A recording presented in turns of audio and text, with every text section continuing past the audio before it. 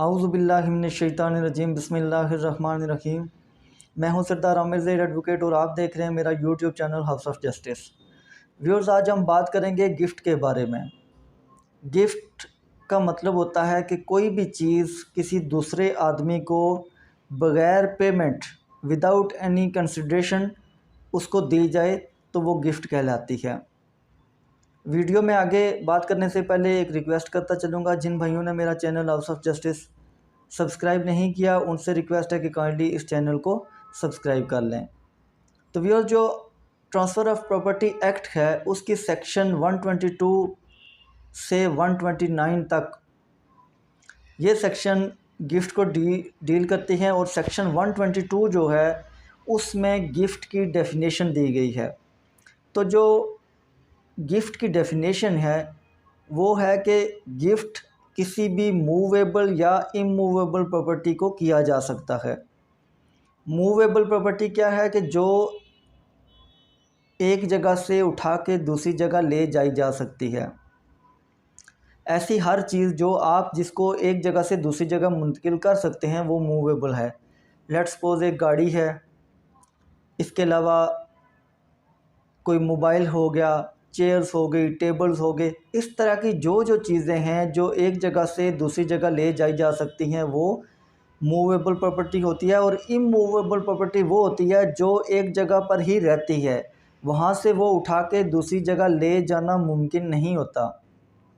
जैसे कोई मकान हो गया या कोई प्लॉट हो गया, आप इनको एक जगह से दूसरी जगह नहीं ले जा सकते। तो गिफ्ट जो होता है वो मूवेबल प्रॉपर्टी का भी हो सकता है, इमूवेबल प्रॉपर्टी का भी हो सकता है। इसके अलावा जो गिफ्ट किया जा रहा है, डेफिनेशन उसकी मैं मज़ीद उसमें जो लिखा गया है तो वो है कि विदाउट एनी कंसिडरेशन। इसका मतलब है कि आपने जो गिफ्ट कर रहे हैं तो उसके बदले में कोई रकम नहीं ले रहे।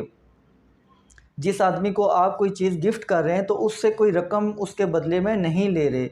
अगर रकम लेंगे तो वो आप उसको बेचेंगे, वो गिफ्ट नहीं होगा।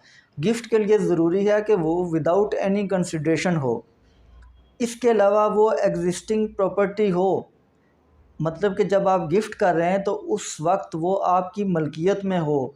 ये नहीं कि आप किसी को कहें कि मेरी एक प्रॉपर्टी है जो मुझे विरासत में मिलेगी, आज से साल 2 साल बाद मुझे मिलनी है, मैं वो आपको गिफ्ट कर रहा हूँ। तो ऐसी प्रॉपर्टी आप गिफ्ट नहीं कर सकते जो कि आपकी मलकियत नहीं है। जिस टाइम आप गिफ्ट कर रहे हैं तो उस टाइम वो प्रॉपर्टी आपकी मलकियत हो, आपके कब्ज़े में हो और आप उसका कब्ज़ा भी आगे किसी को ट्रांसफ़र करने की पोजीशन में हो। इसके अलावा होता है कि जो गिफ्ट किया जा रहा है वो अपनी मर्ज़ी से हो। अपनी मर्ज़ी से करने का मतलब है कि आपको किसी तरीके से ब्लैकमेल करके वो गिफ्ट नहीं लिया जा रहा। जैसे कि अगर कोई आपको ज़बरदस्ती आपके गन पॉइंट पर रख के गन पॉइंट पर आपको कहे कि आप ये चीज़ मुझे गिफ्ट करें, ये गिफ्ट नहीं होगा, वैलिड गिफ्ट नहीं होगा। इसके अलावा किसी भी और तरीके से आपको हैरेसमेंट करके या आपको ब्लैकमेल करके अगर वो गिफ्ट किया गया है तो वो वैलिड गिफ्ट नहीं होगा। वैलिड गिफ्ट के लिए ज़रूरी है कि वो आप अपनी मर्ज़ी से कर रहे हों। ये इसकी डेफिनेशन है। इसके बाद जो इसके 3 इंग्रेडिएंट्स हैं जो गिफ्ट के लिए वो ज़रूरी हैं। वो इंग्रेडिएंट्स क्या हैं? पहला है ऑफ़र, कि जिसकी प्रॉपर्टी है वो जो जिसको गिफ्ट करना चाहता है उसे ऑफ़र करेगा कि मैं ये चीज़ तुम्हें गिफ्ट करना चाहता हूँ। सबसे पहला जो इंग्रेडिएंट है वो ऑफ़र है। वो अपनी आज़ाद मर्ज़ी से, बग़ैर किसी लालच के, बग़ैर किसी इन्फ्लुएंस के, बग़ैर किसी सेल कंसिडरेशन के, अपनी आज़ाद मर्ज़ी से वो अपनी कोई भी चीज़ जो उसकी मलकियत में है तो दूसरे बंदे को कहेगा कि मैं ये चीज़ तुम्हें गिफ्ट करना चाहता हूँ। सबसे पहले वो उसे ऑफ़र देगा। फिर जो दूसरा इंग्रेडिएंट है वो है एक्सेप्टेंस, कि जिस बंदे ने ये प्रॉपर्टी लेनी है, कोई भी मूवेबल या इमूवेबल प्रॉपर्टी है, अगर वो लेनी है तो ये जो ऑफ़र की गई है वो इसको कबूल करे। अगर वो कबूल कर लेगा तो फिर उसे गिफ्ट किया जा सकता है। अदरवाइज़ अगर वो उसे कबूल नहीं करता, उसे एक्सेप्ट नहीं करता तो ये गिफ्ट फिर नहीं हो सकता। बेशक देने वाले की मर्ज़ी है, लेकिन लेने वाला अगर कबूल नहीं कर रहा तो ये गिफ्ट नहीं हो सकता। अगर ये दूसरा पॉइंट भी हो गया कि एक ने ऑफ़र की कि मैं तुम्हें ये चीज़ गिफ्ट करने लगा हूँ, दूसरे ने उसको एक्सेप्ट कर लिया, तो फिर जो तीसरा इसका इंग्रेडिएंट है वो है डिलीवरी ऑफ पोजेशन, कि जिस चीज़ को गिफ्ट करने लगे हैं तो उसका जो कब्ज़ा है वो भी दूसरे बंदे को उसी टाइम आप उसके हवाले करेंगे। मिसाल के तौर पर अगर कोई गाड़ी आप गिफ्ट करना चाह रहे हैं तो आपने उसे कहा कि मैं तुम्हें ये गाड़ी देना चाहता हूँ, उसके रिप्लाई है उसने ये किया कि ठीक है जी मुझे कबूल है, आप ये गाड़ी मुझे गिफ्ट कर दें। तो अब ये नहीं हो सकता कि आप उसे कहेंगे कि मैं फ़लाँ दिन आपको दे दूंगा, ये गिफ्ट नहीं होगा। गिफ्ट के लिए ज़रूरी है कि उसी टाइम जब आपने ऑफ़र की है, दूसरे ने कबूल की है, तो आप उस गाड़ी की जो मलकियत है, उसका जो कब्ज़ा है आपके पास, तो आप कब्ज़ा उसको हैंड ओवर कर देंगे, वो गाड़ी उसी टाइम आप उसके हवाले कर देंगे। इसी तरीके से अगर कोई मकान है तो उसका कब्ज़ा कैसे हवाले किया जा सकता है कि लेट्स सपोज़ आप अगर उसमें ख़ुद रह रहे हैं तो आपने उसे ऑफ़र कर दी है कि मैं ये तुम्हें देना चाहता हूँ, उसने एक्सेप्ट कर लिया, ठीक है जी मुझे दे दें, तो आपने फ़ौरन वो मकान खाली करके तो उस आदमी के हवाले करना है और इसका जो कब्ज़ा है उसके हवाले करना है ताकि वो उसको अपने कब्ज़े में कर ले, तब जाके ये एक वैलिड गिफ्ट होगा।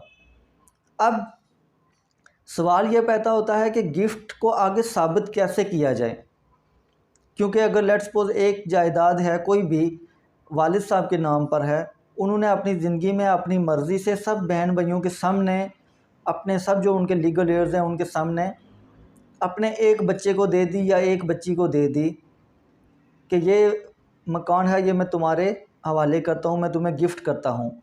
सब सुन भी रहे थे लेकिन ज़ुबानी हुआ, वालिद साहब की डेथ हो गई। जब उनकी डेथ हुई तो उसके बाद यही बहन भाई जो वो उस टाइम वहाँ मौजूद थे, तो उनकी मौजूदगी में ये मकान किसी एक बहन या भाई को गिफ्ट किया गया था। तो अब जाके उनके दिल में लालच पैदा हुआ कि ये प्रॉपर्टी इसमें हमारा भी हिस्सा होना चाहिए क्योंकि ये तो वालिद साहब के नाम पर है। अब यहाँ आके डिस्प्यूट पैदा हो जाएगा और वो बहन भाई तकसीम का दावा कर देंगे।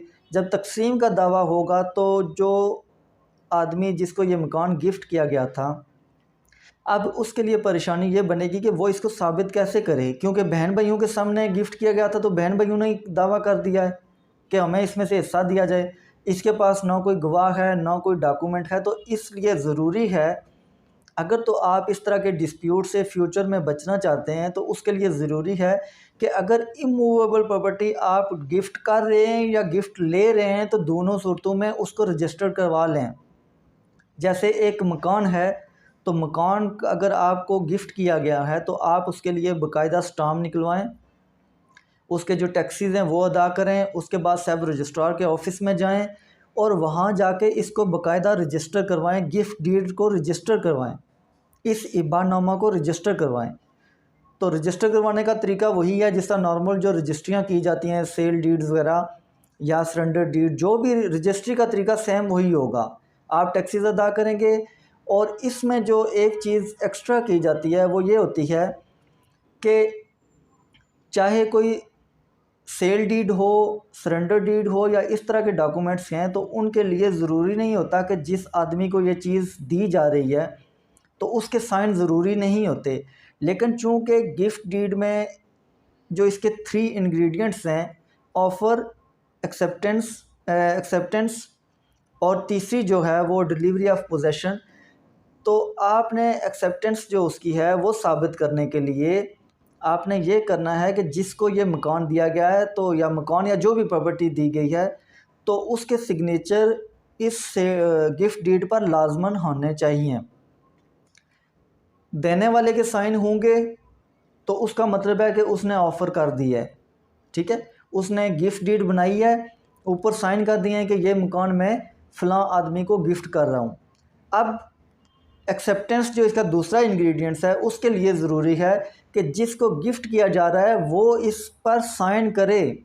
अगर वो साइन करेगा तो उसका मतलब ये है कि उसने ये जो ऑफ़र उसे की गई थी उसने एक्सेप्ट कर लिया है, कबूल कर लिया है।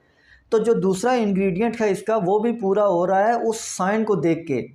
अगर इसमें जो जिस आदमी को गिफ्ट किया जा रहा है उसके साइन नहीं है तो इसका मतलब है उसने ये ऑफ़र कबूल नहीं की। उसके बाद बेशक ये अगर रजिस्टर्ड भी हो जाती है गिफ्ट डीड, तो ये कल अगर अदालत में चैलेंज होती है तो इसी बेस पर कि ये गिफ्ट डीड, इस पर जो मकान या जो प्रॉपर्टी थी वो लेने वाला उसके साइन नहीं है, तो इस बेस पर ये गिफ्ट डीड कैंसिल हो जाएगी, क्योंकि जो ऑफ़र की गई थी वो उसने कबूल नहीं की है। तो कबूलियत को साबित करने के लिए कि आपने वाकई उस चीज़ को एक्सेप्ट कर लिया है, तो आपने इस गिफ्ट डीड पर साइन ज़रूर करने हैं। जब आपके साइन मौजूद होंगे तो इसका मतलब है गिफ्ट जो करने वाला है उसके भी साइन हैं, जो लेने वाला है उसके भी साइन हैं। इसका मतलब है ऑफ़र और एक्सेप्टेंस जो है वो दो जो इंग्रेडिएंट हैं वो पूरे हो गए।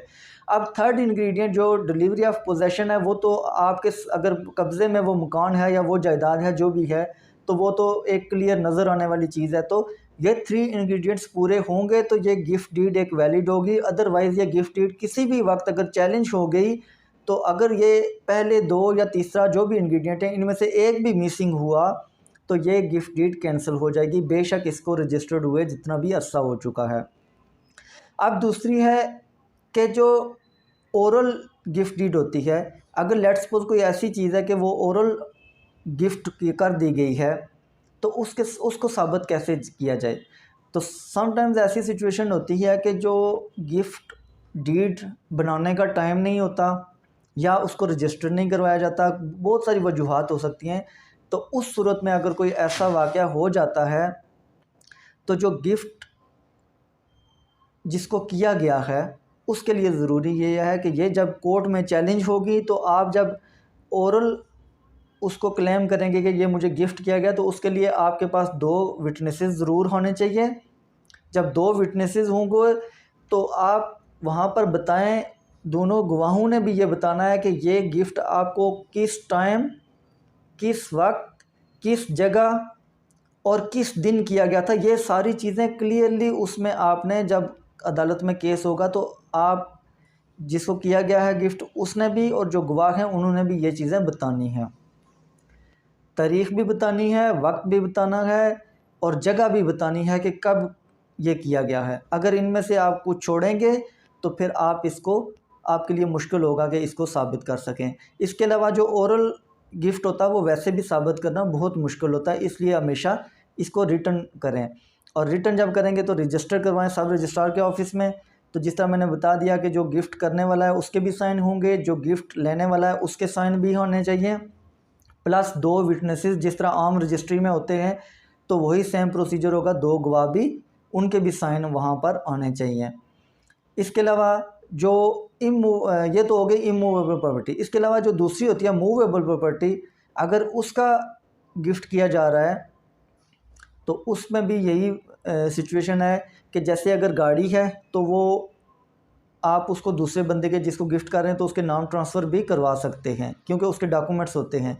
लेकिन कई चीज़ें ऐसी हैं कि जिनके डॉक्यूमेंट्स नहीं हो सकते, तो वो चीज़ें आप उनको ऑफ़र एक्सेप्टेंस और फ़ौरन उसकी जो पोजेसन है उसकी डिलीवरी कर दें। तो इसके लिए जो मूवेबल प्रॉपर्टी होती है उसके लिए इतना ही काफ़ी होता है कि उसका कब्ज़ा दूसरी पार्टी के हवाले कर दिया गया है। तो व्यूअर्स, उम्मीद है आज की वीडियो पसंद आई होगी। लाइक और कमेंट्स करना ना भूलिएगा, अपना फ़ीडबैक ज़रूर दिया करें। इसी के साथ इजाज़त चाहूँगा, अपनी दुआओं में याद रखिएगा। फ़ी अमानिल्लाह।